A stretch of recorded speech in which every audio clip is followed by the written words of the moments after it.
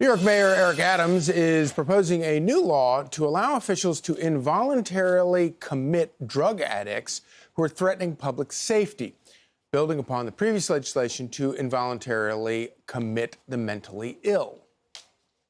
People openly using illegal drugs on the streets and in our parks, passed out in doorways and sidewalks, encampments littering with syringes and vials and unsanitary conditions that are a threat to public health and public order. This cannot be allowed to continue. We must help those struggling finally get treatment, whether they recognize the need for it or not. Let's bring in investigative journalist Rob Wypond. Thank you for joining us this morning, Rob. So this is a pretty significant difference here. Kind of explain it to us. Well, first of all, it's important to highlight that there's nothing new here, actually. Dozens of states have had these kinds of legislation in for years already, and it's failed and continues to fail. And so really what's happening is he's just expanding or trying to expand the criteria under which people can be detained. And in this case, it's not actually addiction. That's not defined in the legislation. It's just substance use in a public place will be another criterion you can use to detain people and potentially forcibly treat them. And, you know, it's not going to work. It doesn't solve homelessness. It's not going to solve violence.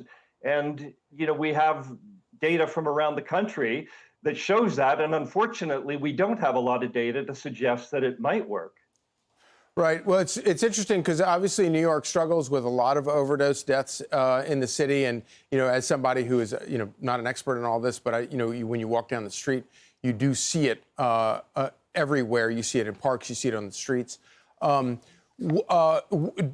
about this, where I've kind of been interested only in that I feel like the city government for years has sort of tried to look the other way. Is this a significant change in terms of trying to address it? No, it's not at all, because really under the previous legislation, you can detain people who have substance use problems if you are also seeing that they have some sort of mental disorder or something like that. That already exists. So this won't actually change a lot, except that it may make people more aggressive. Now, it's important to understand what we're talking about here, Rick. What is involuntary commitment and forced hospitalization? This is not a pretty thing. Often people think, oh, it's just going to be a nice, lovely, caring environment and people are going to come out happier for it. But in fact, in a lot of cases, what's happening here is people are being detained in these hospitals as a sterile, boring environment. They may be wandering around just watching television, and then restraints are used. Security guards are there. Windows and doors are locked and barred.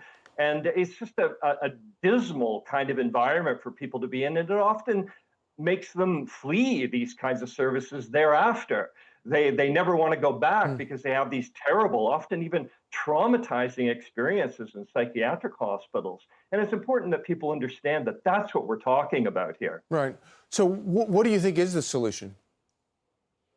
Well, definitely, even the New York City comptroller investigated and found that Housing First was an effective solution and that it should just simply be more robustly funded. One of the key elements is you give people housing regardless of their current status, but then an important part is actually providing support. So people support on the ground, sometimes even on a daily basis with people who are really struggling, checking in, making sure they're okay, asking them, what would help you? What would make your life better? How can we get you back on track? And really working with them, developing relationships. That's a really important part of this. And that can and does solve this kind of problem. It's robustly, lots of evidence for it from really around the world, where you can get 80 to 90% of people permanently housed in this kind of a situation. And many of them then start to connect with other services to improve their lives in other ways.